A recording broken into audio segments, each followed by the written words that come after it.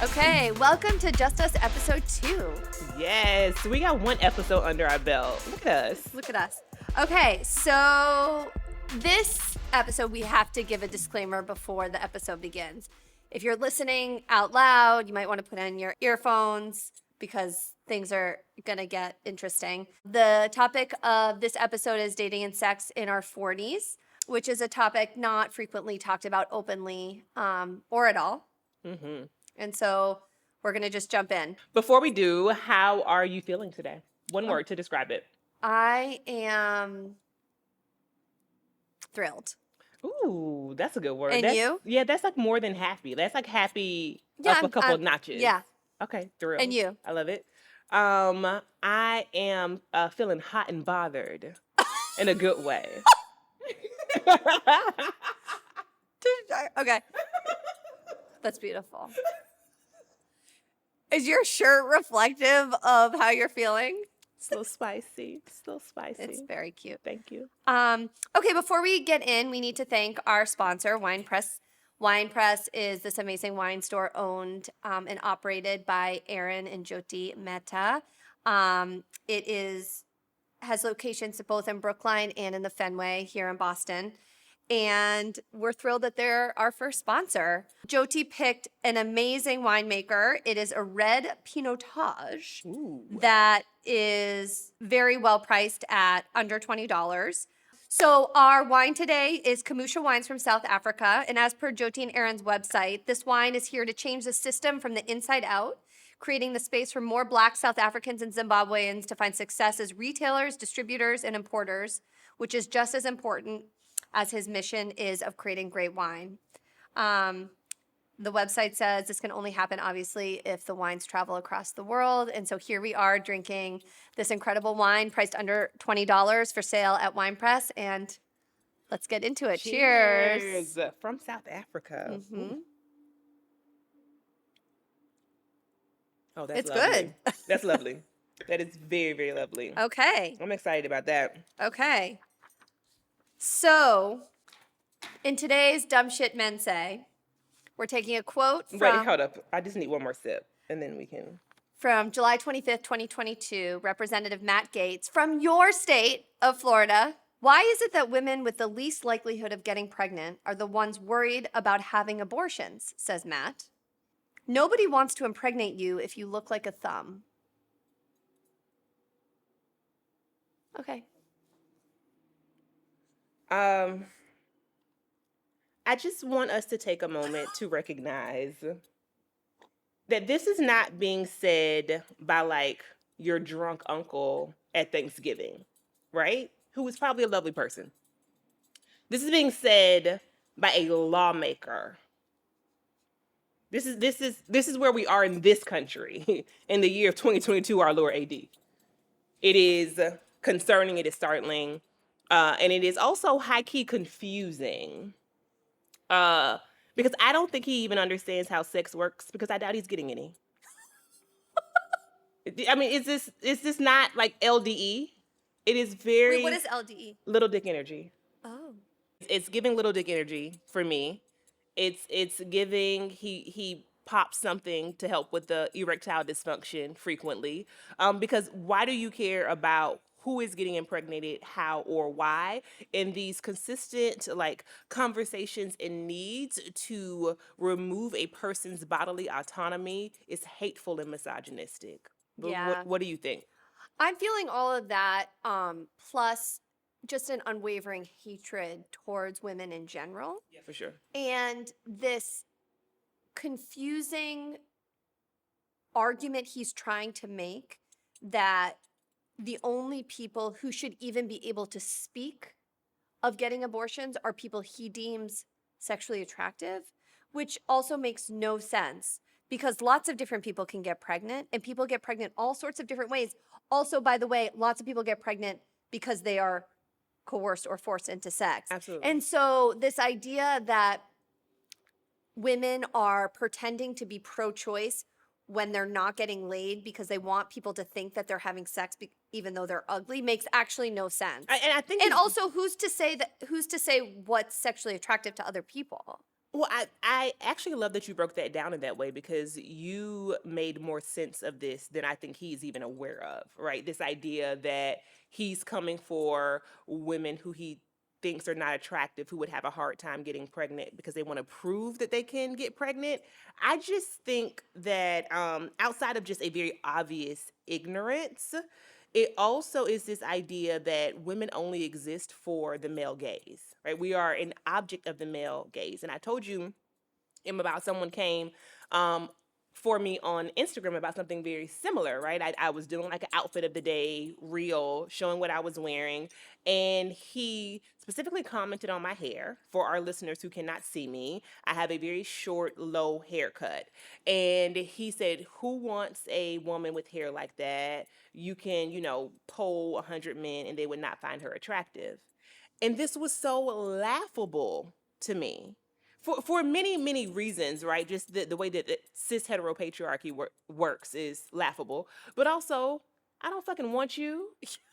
Have you lost your mind? You cannot breathe the air that I breathe. We couldn't be in the same zip code, on the same continent. There's nothing that you have that I would ever even look twice at. So it's this assumption as well. Right. And there's this assumption, yes, all of that. And why does he feel like he can comment on other people's bodies? Yes, yes, yes. Why is that even part of the conversation? That's where we are. And we know, I mean, in general, that's where we are, right? But speaking of Matt Gaetz in particular, the politics in Florida are trash. I think it's time that the entire peninsula just fall off into the That's ocean. your homeland. It is my home state. And look, we can resettle. We welcome you here. Cheers. Thank you.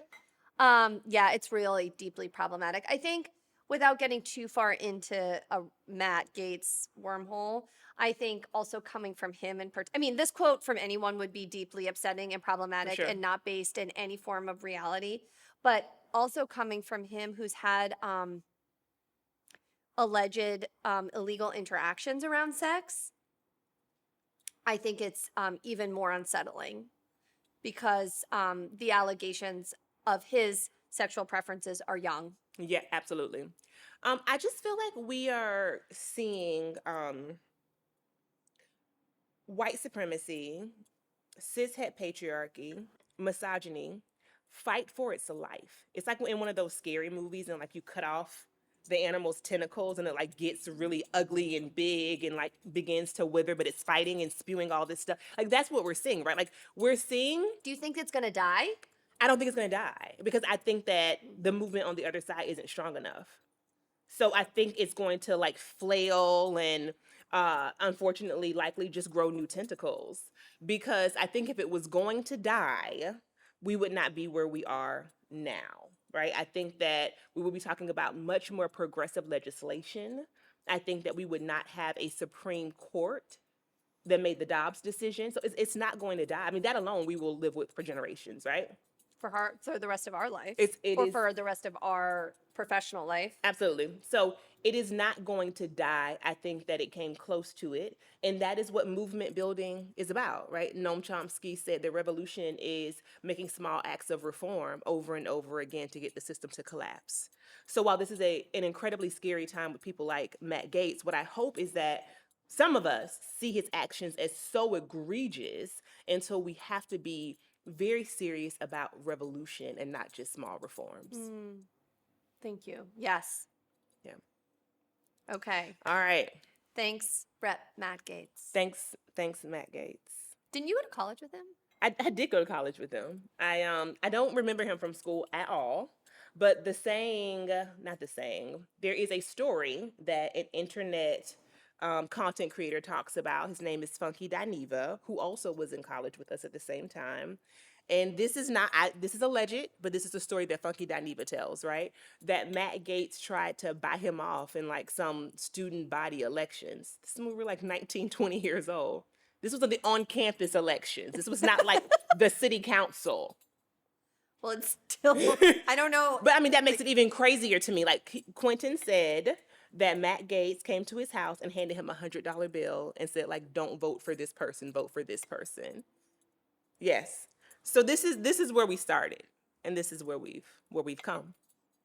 Wow. Yeah, that's one of high morality. That Wow. one. So yeah, so we wish him well. You know what I'm gonna do for Matt Gates? I'm going to send to Tallahassee or to the capital. I'm gonna send a box of Viagra addressed to him, and hopefully it'll make him a little happier. Let's move on. I thought you were going to say something else. Well, this is episode 2, but you all have a lot more to look forward to. This is 2 of many. As we said on our last episode, we are going to be doing the podcast seasonally, 8 to 10 episodes per season. So get used to episodes dropping on Thursdays for the next 8 to 10 weeks. And then we'll take a little bit of a break, create some new content, and then come back. We're also going to create a paid community where we can meet through the interwebs and hopefully some courses, maybe a book club, at least 3 meetups, and definitely a retreat all in the next year. So very exciting stuff. A lot to look forward to, for sure. A lot to look forward to. All right. I'm kind of scared about this episode. I mean, I'm not. No, but I think it will be helpful to say why. Well, I mean, I think part of it is just I'm not a public person. Okay. And so like this is all very new to me. Like, remember, like I don't know. I'm just nervous. You're nervous about talking about why you're nervous. Yeah. But let's go. Let's do it. Let's do it. Margo, we've got to rip the Band-Aid off. Exactly. Like, my old dreams of being an elected or a judge are flying into the Brighton, Austin air. No, you told me on the last episode that if I wanted to like coochie pop on a handstand, I could still be an elected official. You said it could be part of my brand. True. So this is true for you as well. True. Okay. You just be a sex positive judge. Yeah, exactly. Yeah, I love that for Okay. us. So let's have a conversation. Let's start here. So this episode is about obviously being a big age, sex, dating. I am 40 and I'm 41. 41 and ended a very long-term relationship, which I mentioned to you all in the first episode, and found myself dating after almost a decade of not dating. And the world has changed. And I've had some very interesting experiences in a relatively short period of time. In a very, very short period of time, because I just want to rewind to your 40th birthday, which actually happened in April, but we didn't celebrate until May. That's true. That's like 3 months ago. And during that birthday, I sat you down and asked you when you were going to start dating. And what did I say? That you weren't ready. Yeah, I wasn't. But then when I got ready, boy, was I ready. Right. So it's amazing to see the transformation. And very, very short time. And I feel really grateful, honestly, that I'm learning through you, because I also have not dated in a very long time. Yeah. And thank you. Yeah. I have no interest, but I'm here for it. You're here for you are dating adjacent. I'm a dating ally. You're a dating ally. And I support all the dating. Thank you. And the dating that feels right for everyone. Okay. I love that. And I also think that there's a lot about this conversation that can weave in and out of monogamy. Mm-hmm. And what it means to be in a long-term relationship and be dating your partner or not dating your partner. Well, let's start there then. Let's talk about. Okay. Yeah. Well, no, because I really want to know about how do you keep things spicy? Because I would imagine there are a good number of listeners, watchers, viewers who are in long-term partnerships, right? Can you date in a marriage? Can you date in a long-term partnership? How do you and your husband just keep choosing each other every day? I mean, I don't know. I mean, some days it's great and some days it's not. For sure. That's everything. Yeah. I thought your question was going to be totally different. I'm sorry. You thought I was going to ask you about your favorite sex position with your husband? No. Margo, I'm trying to like ease you into the conversation. I think dating and sex in my marriage has changed over time. And I think that certainly when you are, I can only speak from my experience. When we have three amazing children, and that has been like the most incredible experience of my life, but probably the worst thing that ever happened to my relationship. No, I'm joking. No, I'm joking. It's the best thing that ever happened to our relationship. It's probably the worst thing that ever happened to our sex life. Oh, no, I understand that for sure. So let me ask you a question. Would you ever consider going to a sex club? No, What about being a swinger? no, Having a threesome? no. But no, No. but Okay. according to you, I'm in the minority there. Yeah, you are. Margo, everybody's having threesomes at sex clubs. All your friends are doing it. When you drop off the kids at school, all the parents were at the sex club the night before. I don't No, think listen, so. they're whispering because you weren't there. I think you need to get hip. No. All right. Don't say I didn't warn you. What I was going to say though is that I have been surprised over the last year how many parents I know have decided to enter into open relationships. Now, that is something that I noticed is different from 10 years ago. Yeah. There were I mean, very few conversations. I didn't know if know any. anyone in an open relationship 10 years ago. Now I know multiple people. What do you think has changed? Well, I don't know. I was actually thinking it was less generational and more just phase of life, that like a lot True. of the people that I'm interacting with who've told me this now have children who are not babies anymore. So there's like more independence or something. And also, I'm noticing with people who are they're not necessarily going in new relationships open, saying that they're polyamorous or they want an open situation. They actually are opening up their relationship, right? So it's No, something. that's what I'm talking about too. Right. Okay. So then it's something about. I don't actually know the difference, I guess. Well, it's like if I meet you today and I say I'm polyamorous and we're never in a monogamous relationship. Oh, That's no, different what I'm than you talking and about. Josh deciding. Yeah. No. So I'm talking about the latter, right? Like Yeah. people who are in a marriage or a long-term relationship, like not being particularly happy, but not wanting to split up. Yeah. Okay. So we're on the same page. I think that when you say phase of life, that's very true because it also, like you said, relationships are hard work. And I think that if we are honest with ourselves and honest with the other person, there may come a time when we want to experience something different, different forms of pleasure, different emotional attachments. And I think I am not polyamorous, but I could understand how somebody could feel like they don't want to rest that burden on one person, right? And that it can help for the longevity of their relationship if they actually open it up. Yeah. I think it's really interesting. I think one of the things that I think about is the trip that we took for my 40th birthday last year. And we did this like incredible experience. Thank you, Tashira, for sharing that with me. Are you talking about the Temescal? Yeah. That was actually one of the most traumatic experiences of my life, and I'm not sure why you're speaking about it in a loving way. No, because you shared. Margo, I almost died. No, you didn't. Okay. But one of the things you shared, I'm not just going to share anything that you wouldn't want to share, was go ahead. that you wanted to release burdens from your soul and welcome pleasure into your life. Whoa, did I say that, Margo? Yes. My mind is blown because that's where I am. I know. But what I'm saying is that I had never, now this sounds like so weird even saying out loud, I had never prioritized that form of pleasure in my life, I think, ever. Like it just hasn't ever been a priority for me. Yeah. Well, for me, it was a source of pain, not physical pain, right?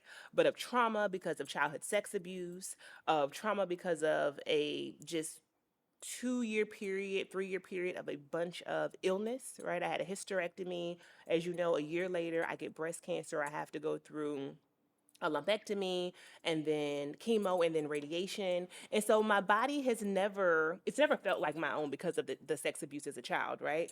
But it has never felt like my own. It did not feel like my own also while I had the fibroids and it was just like ravaged with all this pain. And then we go to the cancer, the breast cancer. And so I was struggling with feeling like I was broken, specifically around the ways in which I experienced physical pleasure. And so when I said I wanted to release a burden, it was not just because I wanted to do some freak shit, although I do and I think that's great. It's also because I had to let go of the things that were holding me back, that were telling me that I was not worthy of pleasure. You know, I'm sorry that that moment was traumatic for you. But to me, it was for my experience was that you were able to actually experience what the temescal was supposed to Yeah, be. And yeah. I was like, you have to like put in what you hope for yourself. And I was like, to get more sleep, to eat better, No. you know.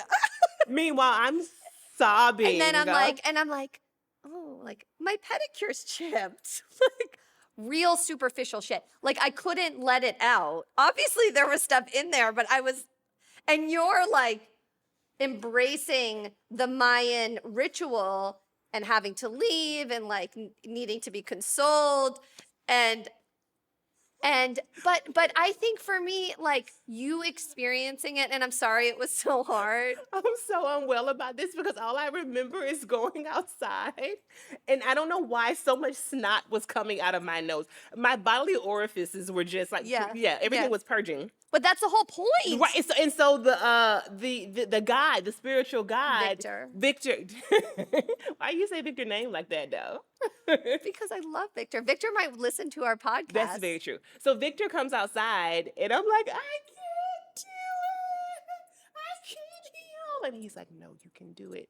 And you two like held me, and then I went back inside the Yeah. Temescal. And look at you now. And look at me now. But anyway, I digress. So that was a turning point for me. And then my breast cancer journey, though very different, I did not have to go through chemo or radiation. I was able to do most all of it preventatively. But your body and having children, right? Like your body just isn't your own. Yeah. In these like very, very obvious ways, right? I think pregnancy is like incredible and childbirth is incredible and breastfeeding, if you're able to do it and want to do it, is incredible. But for years and years, my body wasn't my own. And then going through breast cancer, and I think, or going through a double mastectomy and reconstruction and like ovarian surgery and all this stuff, and people like poking and prodding, but also like talking to you objectively about your sex life in a very medicalized way, Yeah. was actually really helpful for me because I had never really incorporated it into health. Yeah, and it is such an important part of it. And I think when we are children, we understand pleasure. Like the pursuit of pleasure is all that matters, Yeah. right? We want to jump rope, we want to eat the thing, we want to go to the place, we want to go to the theme park. Like pleasure is what is front and center from the time that we wake up to the time we go to bed. And then we become adults, and that's just supposed to go Like all we want to do is like check off our to-do list exactly, what is that? And and you have know, a clean kitchen. I mean, I would like that, but yeah, um, that's also pleasure. yeah, but it's different. In a different way. In a different way. So let's talk about how there is a difference in who is allowed to have pleasure and who's not. So like slut shaming and this fact that like casual dating, men can only do it. What is that? I don't, because who are they dating? Straight men. Like who are they dating if women can't also do the same? But this idea of you're a loose woman, you're promiscuous, you have bad morals and values, I think also keeps us from truly exploring our pleasure in a real way. But also, it also diminishes the fact that, like with men or people who don't identify with a particular gender, like we're all really different. Yeah. So why would sexual need only be attached to male bodies? It's a question that yeah. Right? And like you said, if they're straight men, they're having sex with women. And so why are they fulfilling a need and the women who they're having sex with are engaging in something that's problematic? Right. Let me ask you a question. Do straight men wash their balls?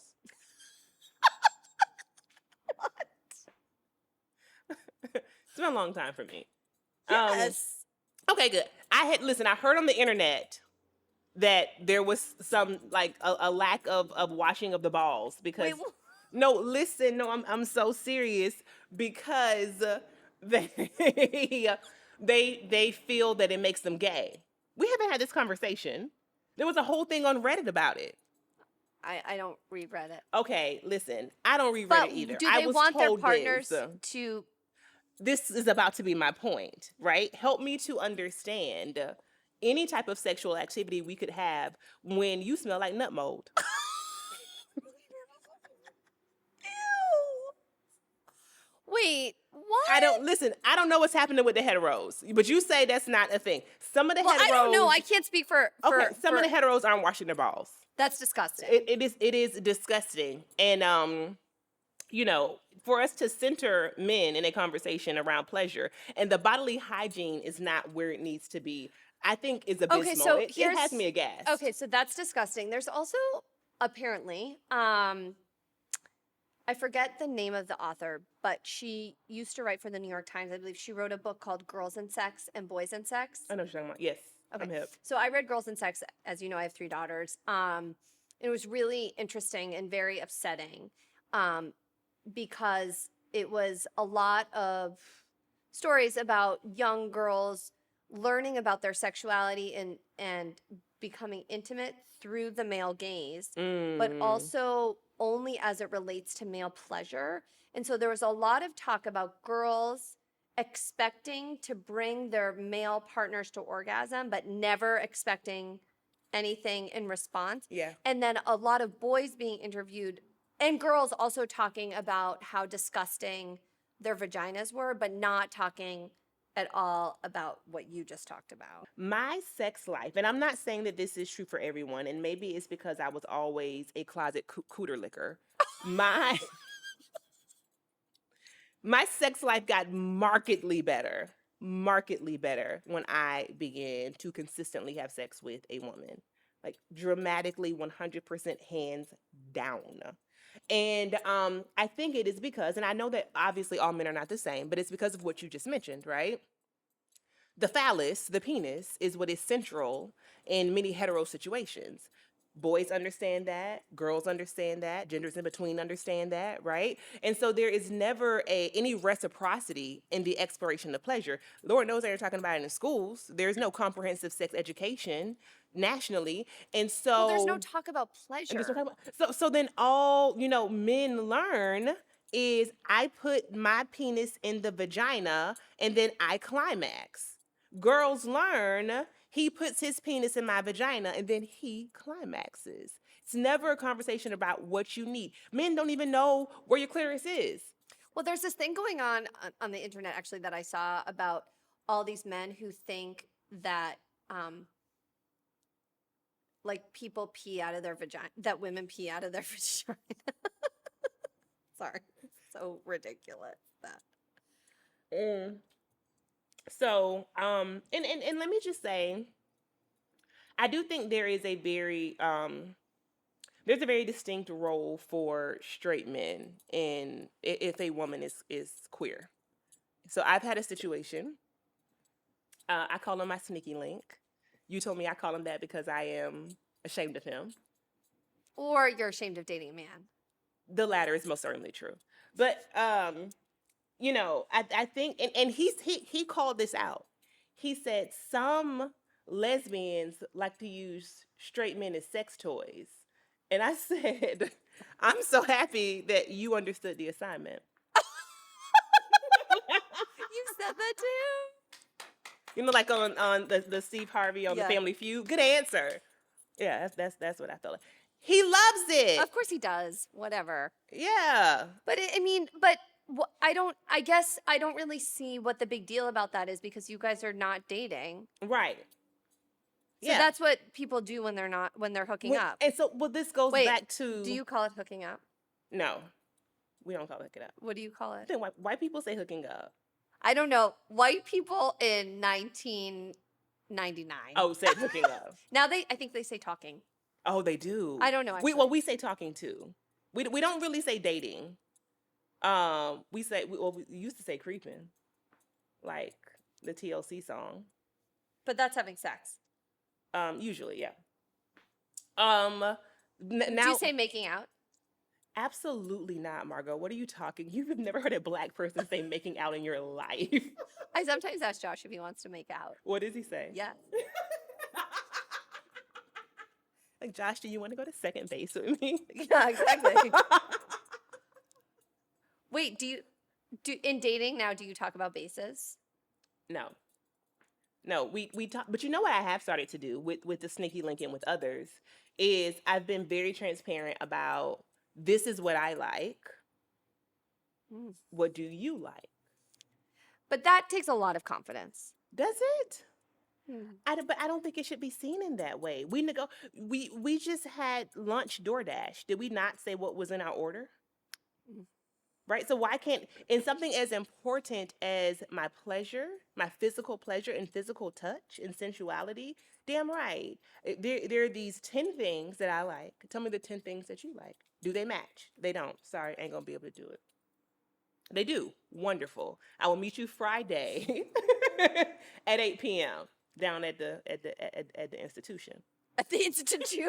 What, like the mental institution? Like, what are you talking about? No, it could Like- be anything. It could be a bar. It could be a hotel. Okay. At an institution. Yeah. Like a place. At a place. An institute. I'll meet you down at I'll the meet institute. you at the institute. This is dating at 40. Okay. Yeah. What else is dating at 40? Dating at 40 is should I talk about the toe sucking?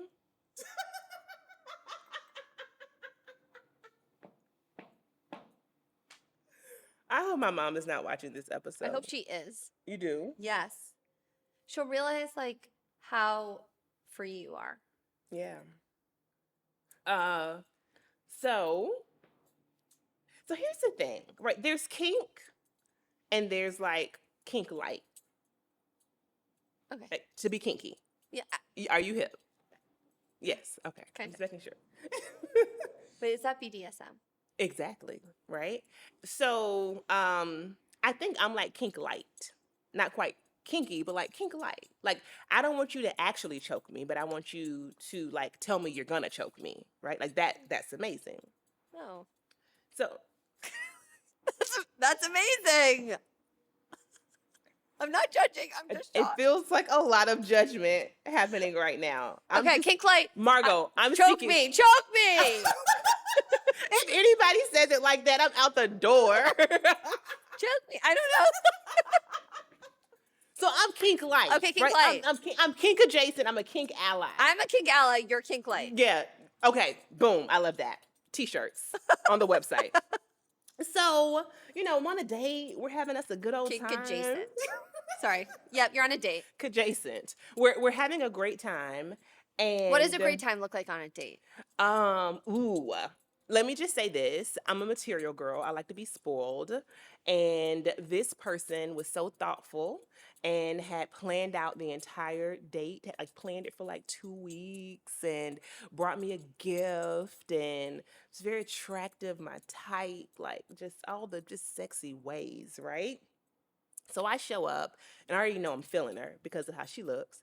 And then she gives me the gift and my panties almost dropped. I was like, well, this is going in the right direction, right? So after the date, after like the first part of the date, we go. Can you share what the gift was? The gift was my favorite gin, Okay. a flask, Okay. and this is going to sound random, but for a purpose, a headlamp. For reading. No, for the hike that we're going. All of the gifts were associated with the second date that she had already planned. Oh, that's so cute. That Which is to take me hiking into a winery, right? So, yeah. I'm just looking at you because I think it's so cute, and I've never seen you hike. And I've tried to take you hiking I'm before. wearing these. But that's so cute. I think that's so sweet. And it's not, so sweet. it's really sweet. It It's so also reminds me of when I was dating in my 20s, and this is not cute, but I used to do this, where someone told me that if you liked someone and you hooked up with them, you should leave something at their apartment. So then they like call you back. Wow. So I used to do that. You would leave stuff on purpose? Yeah, I'd like leave earrings or whatever. And like sometimes they would call me back and I'm like, I don't understand. I like did the assignment. I like left something at the apartment. You should know. Like I smooched him and I left a pair of earrings. Like Like what's good? So anyway, it obviously went better for you because Okay. So, can we just set the stage? let's set the stage for the toe sucking. Yeah. All right. So this is what happened. Okay, the gin, the headlamp, you're The sitting, thing, we're sitting, we're you're having a good talking time. We're down at the institution. at the institution. We're having a fantastic Have you time. already had dinner? Yes, we've had dinner, and we are about to depart for the night. And she's like, "Let's go for a walk." Okay, we go for a walk. We end up in this little quiet place. I'm not going to say where. She pulls out a blanket. She has a blanket in her like bag she was carrying. With the flask and the gin. And I'm like, I mean, that was in a gift bag for me, right? But I'm like, why do you have just a blanket? And she was like, oh, I didn't know what you were gonna wear, so I brought a blanket in case we wanted to sit down somewhere. She had also gotten to the restaurant an hour early, Why? like just to make sure that she could like get our spot. It was a very unique space. Could you not have a reservation or something? Exactly. Yeah. And so, she's just very thoughtful, okay? And so we sit down and we're talking, and she says, "Can I give you a foot massage?" I'm like, "Sure." Now, here's the part that she doesn't know. My left big toe was cracked, and my sock had a hole in it. So I was like, "Yeah," and I passed over my right foot, right? So I'm thinking, But you're not wearing those shoes? I'm not wearing these shoes. I'm actually wearing sneakers, believe it or not. On a date? Okay. I'm surprised. I'm doing things different, Margo. This is a new me. I love this. Thank you. Thank you. No, I know. This actually makes me really happy. Takes off the sneakers. She's massaging my foot, massaging it. It's coming up my leg, all of this. I'm just talking. We're having a great conversation. We're having kind of like a sensual conversation, right? Things are starting to get a little sexy, a little spicy. And before I know it, she puts my toes in her mouth. Wait, what? Before you even kiss? Yeah. Yeah. Mm-hmm. Wow, things are different. Girl, when I tell you that shit turned me out, I said, wait a minute. Because here's the thing, Margo. You didn't run away? No, girl, let me tell you something. I would have been like, bye. Let me tell you something.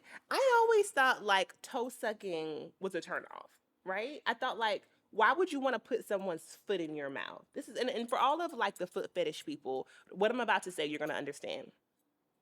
But it's not what it is. If somebody is like, there is a sensuality to it that you have to know what you're doing. And so I'm looking at this person suck my toes, but it's like mimicking oral sex. Yeah, no, I know. I'm not dumb. Okay. Okay, but I'm dumb because I didn't know that. Oh, obviously. Like I didn't know like what the turn on was. And I don't know if that's the only thing, but I assumed that was it. I mean, I just thought to myself, there's like, I'm ticklish, but it's not going to like turn me on. But the visual of it was very much a turn on, right? So yeah, I mean, after that, obviously we did kiss, but the toe sucking was a good time. It was shocking.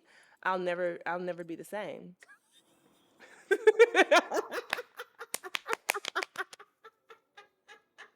I don't think I'll be the same. Look, either. at this point, I don't think I'm ever gonna be the same. On the first date, if you're not sucking toes, I got nothing for you.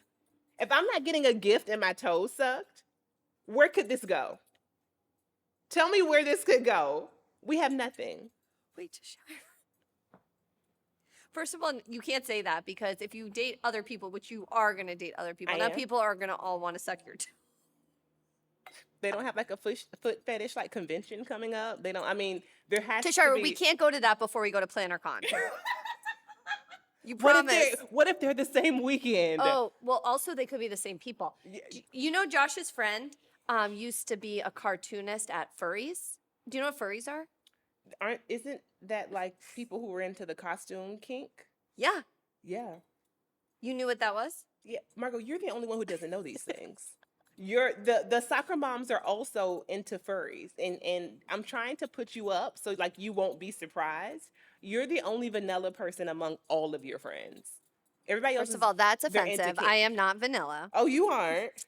No, I mean I'm vanilla about this, but I'm not Yeah. vanilla in general. No, that's true. That's I'm true. like mint chocolate chip. Because you got a little No, something sprinkled in there. just because I'm not vanilla. Oh, okay. Like Well, I'm a better flavor. that's true, but you didn't know what cuckolding was, and No, but apparently everyone else does. I had to tell you that recently. Yeah. And even Josh knew what it was. Mhm. I was so shocked. This is dating and sex I don't know anyone who at a does big that. age. I don't know anyone who does that. Margo, you certainly do. You know a lot of people who do it. You do. Okay, fine. But okay. So there's that. There's toe sucking. There's toe sucking. There's bringing a blanket on your first date. That's bold. I have to say that's bold. You think so? Yes. It's great. I think she did a great job. Yeah. I think especially like I like that she planned it. Yeah. Yeah. She's on the team. She's part of my starting five. I call it a starting lineup.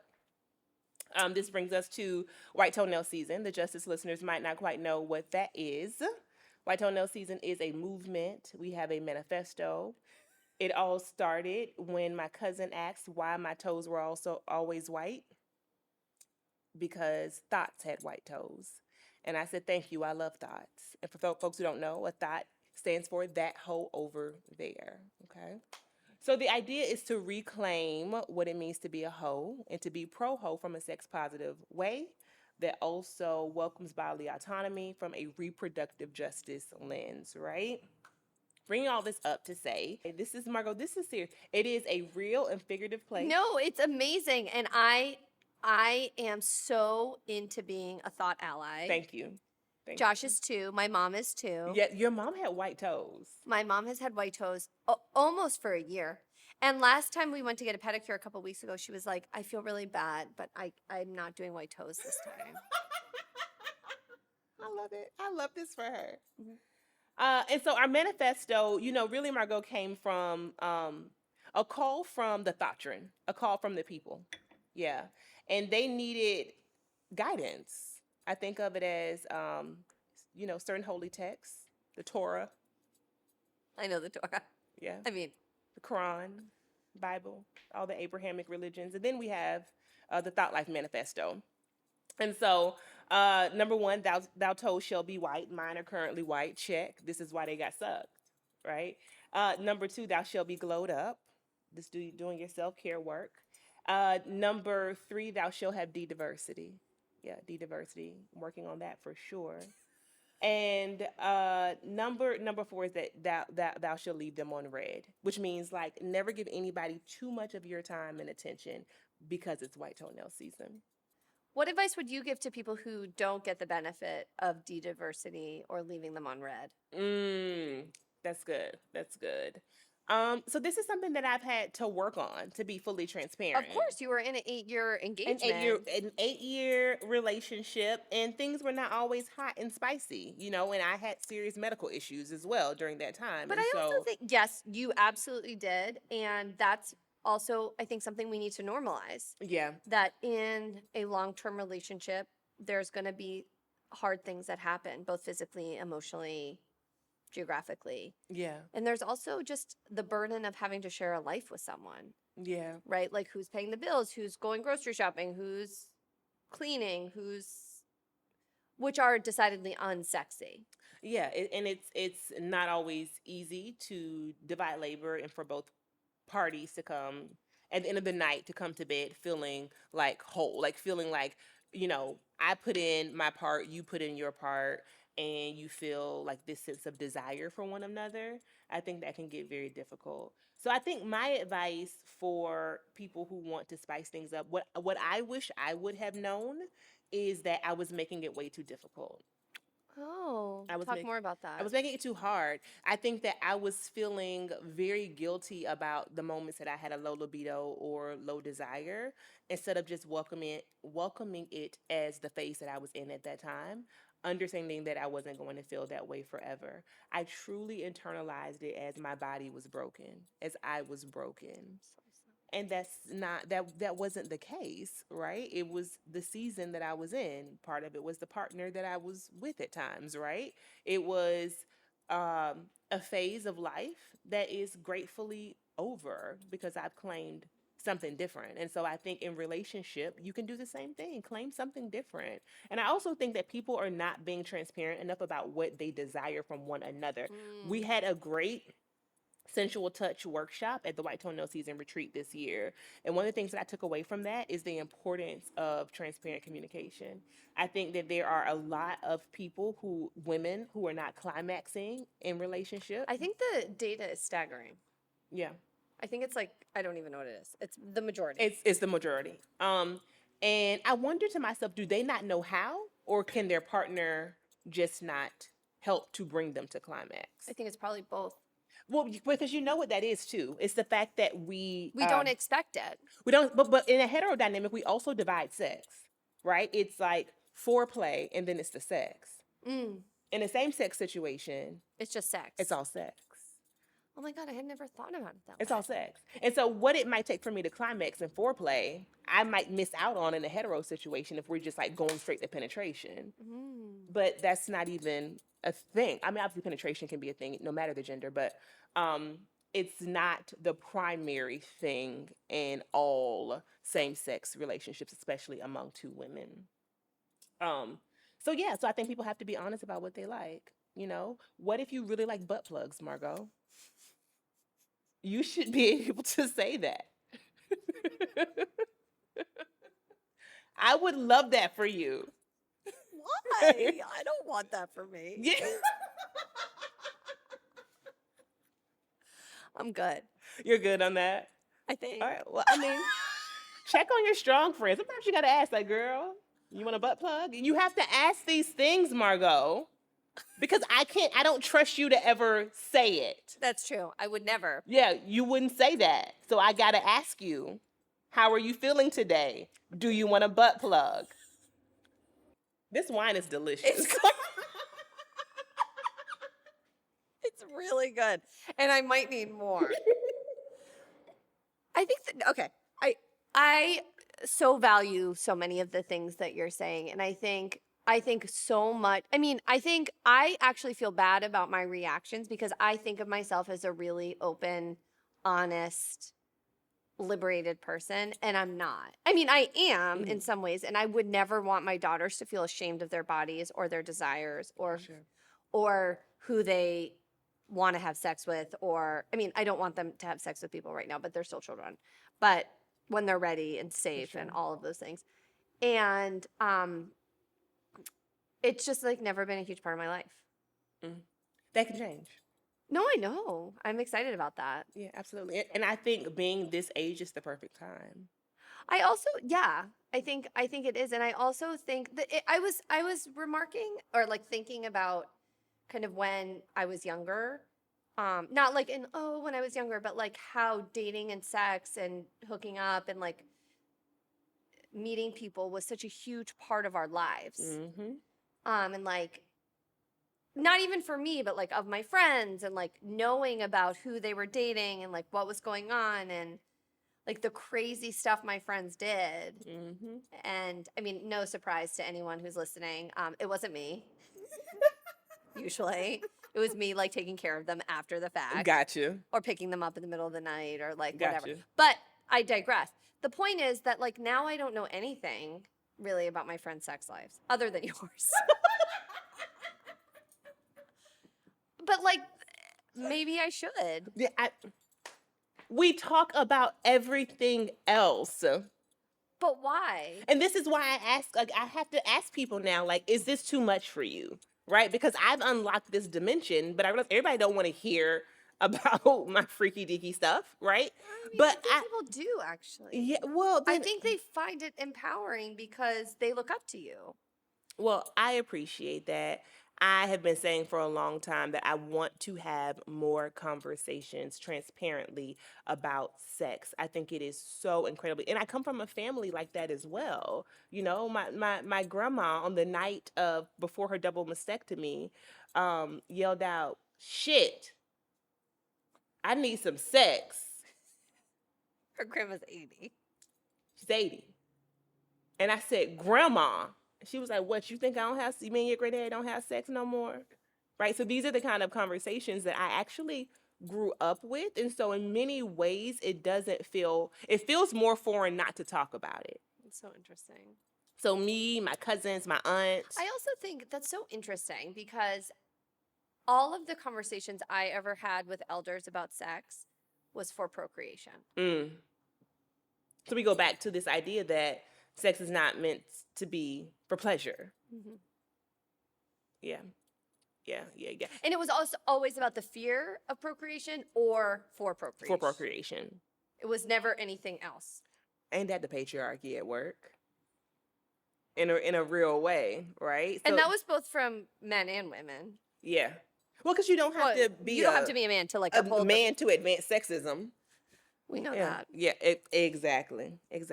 So that is dating and sex at 40. I will report back. Yeah, I mean, we have to kind of on all the keep things. revisiting this. I mean, I think the one thing I don't know where we are for timing, but I forgot to talk about this, so we should just weave this into the conversation that I wasn't expecting at this stage of life was like people coming on to me. I know where this is headed. And I love it. Well, you were also shocked. I was. So I have been approached by whom? Women. Yeah. Mm-hmm. I mean, I find it very flattering. Yeah. And I don't think I handled it well, but what did you do? Like, how does one even, like, how do you curve? Like, what did you say? You just were like, "No, thank you." I was like, like you're really drunk, or like, Margo, you didn't even like have a little kiss? No, I'm in a very happy. Yeah. Like, I don't want to kiss anyone other than Josh. You don't want to kiss anyone other than Josh. I get it. No, I get it. I mean, other than maybe like Antonio Sabato Jr. Okay. Well, I mean, Josh wants to kiss Antonio Sabato Jr. Yeah, probably. Do you know who he is? I don't. Oh. He but was he a sounds relic very of sexy. the 90s. Oh, gotcha.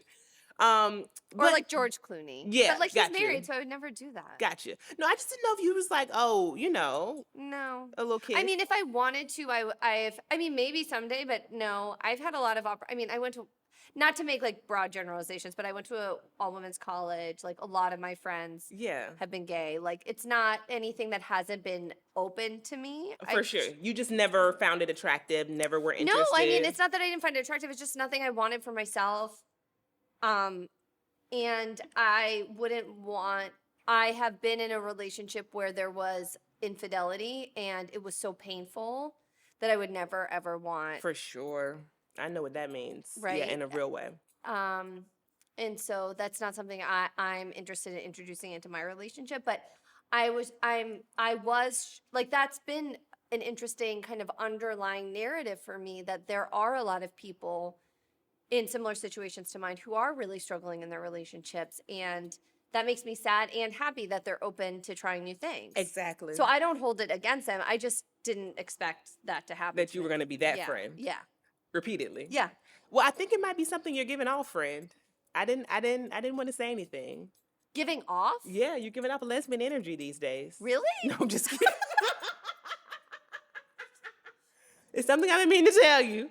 No, I'm just kidding. No, but I think that, I don't know what that is. Tell me about what's a big goal you have around pleasure, especially in this new phase of life.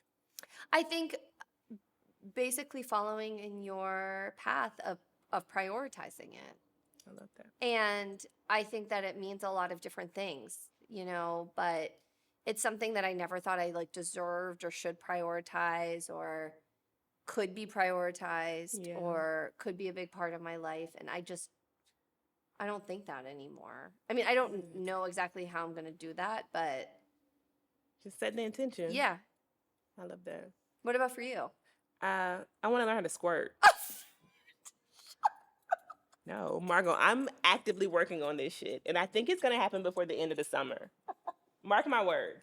I got a couple more weeks. Tashira, I don't think you work on that.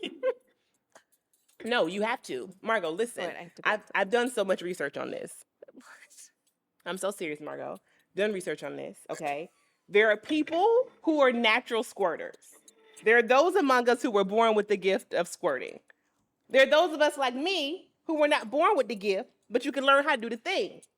I'm trying to learn how to do the thing. And here's what I found interesting, okay? There have been times where this is Margo. Stop laughing. I need your support on this. I support you. Okay. I support you no I matter need for what. you You to know be that. my squirt ally.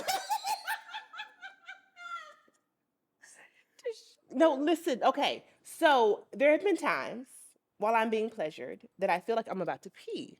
Oh yeah. Right? That's because you're about to squirt. Or it's because you're about to pee. You're not. You're not. You're about to squirt. So what you have to do, according to my research, which has been quite extensive, I'm sure. is push. Oh no. No, Margo, listen, you got to push. But why do you want to do? Sorry, but Why do I want to squirt? yeah. You don't want to squirt? No. Girl. Cut. Wrap this thing up. But why would you? I'm just interested. It is such a visual representation of pleasure. Like, men get to ejaculate and, like, you know what I'm saying? Like, women don't. That's our version of it. Okay, it's not your thing. It's not your thing. I get it. I told you I was kink adjacent. No. And I'm a kink ally. Yeah, I get it. No, I'm kink light. You're kink light. You're kink adjacent. Yeah. As someone who is kink light, squirting I think would be amazing.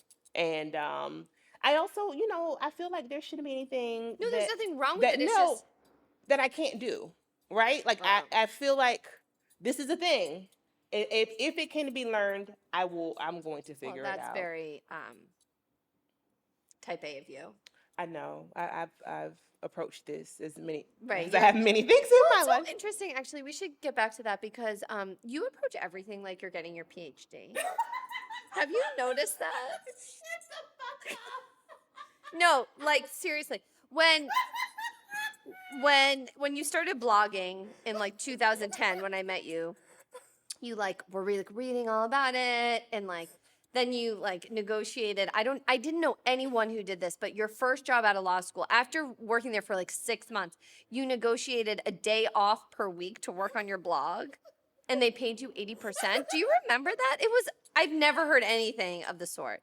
And then when you quit lawyering and became a sales associate at St. Laurent, you were like, I'm just approaching it like I'm getting my PhD. And you did all of the training videos, like, those corporate training videos that no one does. You went through all of them. And now I feel like with dating, you're approaching it like you're getting a PhD too. That's so interesting. Margo, whoa. This is why God gives us friends, because self-awareness only goes so far. Like, you just gave me my reflection. Right? That's exactly what I'm doing, actually. No, it's a beautiful thing. That's I have other things that I'm like that with, but not in the same way. Like, whenever I like something, I try to teach it. Yoga. Yeah, anything. Like I love spin. it. I got into spin. I became a spin teacher. I got into yoga. I'm trying to become a yoga teacher. Like, you want to share it. I can't just enjoy it. I mean, I can enjoy it, but like my enjoying it is sharing it with people I love. I love that.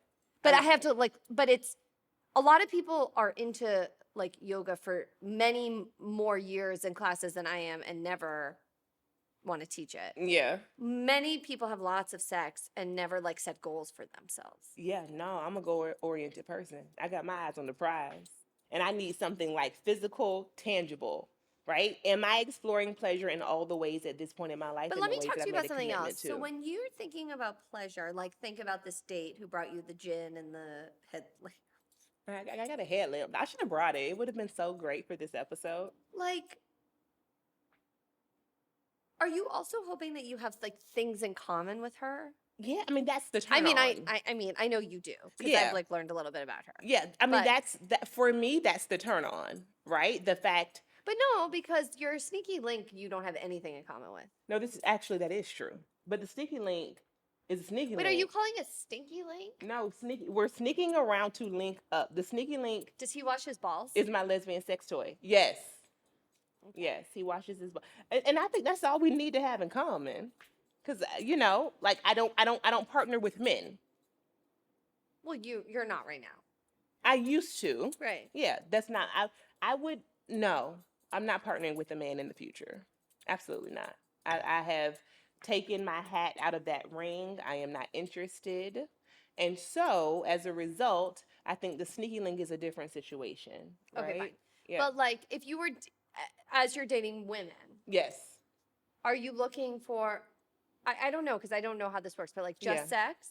I don't have casual sex with women. I have casual sex with men, but not with women. This is I want people to understand that this is my Your preference. experience. This is my experience, right? I don't want people to be like, because lesbians do, you know, like this is No. very I much mean, my It's experience. also like my experience in my marriage. Like when I'm Right, talking, I'm exactly. not speaking for all married people or Exactly. something, So for or me, cis hetero married people. I can appreciate having casual sex with a man. I would find it difficult to have casual sex with a woman. And so, number one, I have to really like you. And number two, I have to be ready for the possibility of some U-Haul shit going down because we already know how that goes with two women, right? And even as much as like intellectually I'll say I don't want it, it gets to a point where it's like, you're my best friend. I like you so much. Well, Yeah, and you lick my toes. Come over and don't ever go home. Like, and then you look up and 6 months later, they're living with you. you see what I'm saying? That's another reason why there's a boundary there that I have to determine how quickly and with whom I want to experience pleasure in that way with a woman. Yeah. Say something. I think our time is probably coming to a close. Okay. But something we were talking about before the episode just like really brought me back to how painful and awful. Not entirely. Like everything's both and right, but how hard our 20s are, and how much better our 30s are, and how even more promising our 40s are. But it got me thinking about things I did in my 20s while dating that are just like embarrassing. Like the letters. The letters. The letters, the emails that my friends would edit. Margo, you send people emails and your friends will edit them.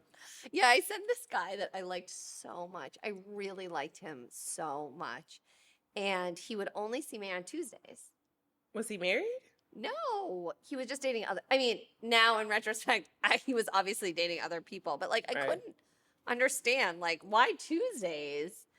Like it was like Tuesday or Wednesday. It was like Okay. never a Thursday. It was never a It was Friday. never a weekend. It was except our first date. Okay. Wow. And then on a Friday, I was out with friends and I saw him with another girl. Damn. What happened? You just like, I just walked away. okay. And then I spent the weekend writing an email. All weekend. Oh, I mean Sunday because it was Saturday night. Yeah, so you spent That all my day friends Sunday. edited. Of course. But this was in the early days of Gmail. Okay. So I sent him this on Monday, obviously. Email. That then when I looked back What? at the scent, it was all different colors. From all your friends. editing it.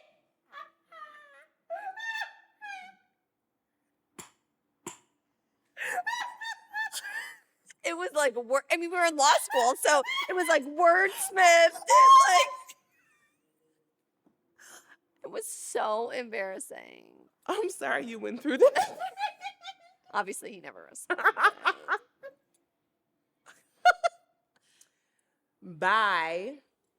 I'm happy he's gone. Yeah. Oh, yeah. He was not. Goodbye. I am happy that No. he's gone. But I just remember kind of how painful those moments were. Yeah. And for our listeners who are younger, like it just does get better. It gets better because you understand yourself and other people a lot better. And you don't need to hopefully. apologize for yourself. Like I used to feel like there was something wrong with me that I wanted certain things. And like I think you're talking about it specifically in the realm of physical pleasure.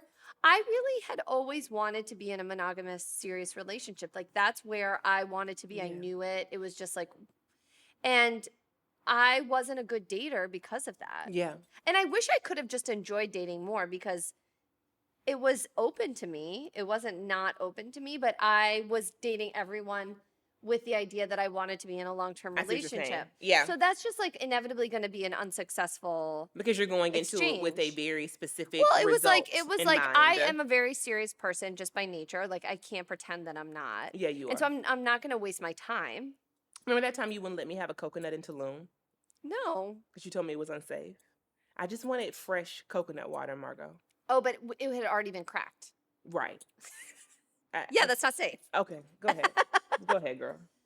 Did you get sick? I got very sick in Tulum. Not the time. But it was not your fault. But it wasn't the time that you were with me. Yeah, that's true. That's true. So we should say, I think I would want to say that my experience has actually taught me how much I do appreciate monogamy, right? So I'm not trying to privilege this season over any other season. No, but I think what you're saying can be extrapolated to all different realms. That prioritizing what you want in certain phases of your life shouldn't be something that we apologize for. Absolutely not. And that I think in dating, a lot of women, cis women, are constantly apologizing for what they want, which is actually should be the opposite. Yeah, girl. Right? That part. That it's like if you want something and someone else can't fulfill it, there's nothing wrong with you. No. They're just not the right person. Just move on. Right. Because what one person won't do, someone else will, right? I am so explicit and transparent about my needs and desires, not just physical, like everything, right? I talk about the way that I expect to be courted, to use my grandmama's word, right? And the way that I will court you and the things that I will do for you. It's just an important conversation to have. That's not something that at 40 I'm willing to just leave to And luck. you can't expect people just to read your mind. You can, and then be like, oh, well, I'm mad because so-and-so didn't do this and didn't do that. Well, did you tell them that that was important to you? Like, if you tell them that and you talk about your love languages and whatever else it may be, then they'll understand that, you know? Or how about, just listening to one another in a very intent way? Like, people tell you who they are in a good way or a bad way, and it's up to us to decide. Totally. So that is dating and sex at 40. I'm so happy that we did this. Episode 1. Episode 1. Okay. Next episode's on butt plugs. On butt plugs. No, I'm joking. We should get a sponsor. No. I'm proud of you. Thanks. You did a really good job, dog. I did. Yeah. Okay, so what is one thing that you're hopeful for in this next season of life, I think? Squirting. Margo, listen. I'm talking about come to me with a. Okay. I need an umbrella. Listen, he need to bring an umbrella. She need to bring an umbrella.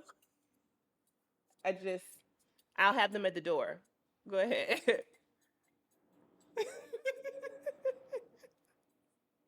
I am. I am excited. I'm excited for you. Thank you. I am excited to live my truth in all the ways.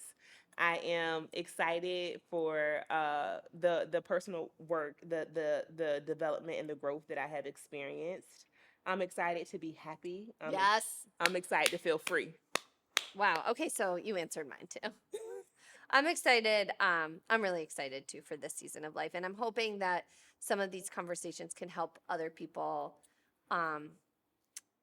just start having conversations about these issues. I think one thing that we will talk about soon is menopause and perimenopause, which is something that we're both living through and how that has impacted our lives. And so I think a lot of people are going to be interested in hearing how we've navigated that with hope. For sure. Many thanks to our sponsor today, Wine Press. I don't know if Wine Press was expecting this episode, but cheers, Jody and Aaron. We will see you all next time. Stay tuned for the next episode.